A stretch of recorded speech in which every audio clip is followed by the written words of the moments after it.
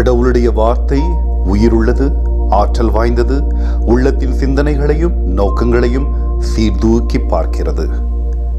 எபிரேயர் 4வது அதிகாரம் 12வது இறைவார்த்தை. இயேசுவே, நாங்கள் மனம் திரும்பவும் எங்கள் பாவங்களுக்கு எதிராக போராடவும் நீர் அளித்த அமைதியுடன் வாழவும் எங்களுக்கு வாய்ப்பளித்தீரே, நன்றி கூறுகிறோம் தகப்பனே. ஏனெனில் எங்களுக்காக நீர் பாவம் மற்றும் சாவுக்கு எதிரான போரில் வென்றிருக்கிறீர். திருவருட்சாதனங்கள், நற்கருணை, மனம் திரும்புதல் போன்றவற்றை நாங்கள் எப்போதும் விசுவசிக்க எங்களுக்கு உதவி செய்வீராக.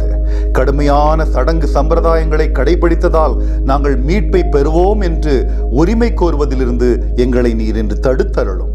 மாறாக தியாக வாழ்வு வாழ நீர் அளித்த அருளுக்கும் அமைதிக்கும் நன்றியுள்ளவர்களாக, உமக்கு முழுமையாக கீழ்ப்படியும் ஊழியர்களாக நாங்கள் இருக்க விரும்புகிறோம்.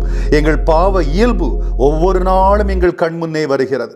மனம் திரும்பி வாழ்நாள் முழுவதும் உம்மை ஆராதித்து வாழ நாங்கள் விரும்புகிறோம் ஐயா. எங்கள் விசுவாசத்திலும் செயல்களிலும் புதிய சீர்திருத்தங்களுக்கு நாங்கள் தயாராக இருக்கிறோம். மேலும் எங்கள் ஆன்மீகத்தையும் கருணையையும் மேம்படுத்துவதே எங்கள் முன்னுரிமையாக இருக்க வேண்டும். மற்றவர்களின் இதயங்களையும் மனங்களையும் வாழ்வையும் தொட்டு பல ஆன்மாக்களை உம்மை நோக்கி வழி நடத்த எங்களுக்கு இன்று அருள் தாரும் தகப்பனே. எல்லா புகழும் நன்றியும் ஆட்சியும் உமக்கே உரித்தாகுக. என்றென்றும் வாழ்பவரும் ஆளுகை செய்பவருமான இயேசு கிறிஸ்துவின் வல்லமை மிக்க மகிமை மிக்க பெயரால் மன்றாடுகிறோம்.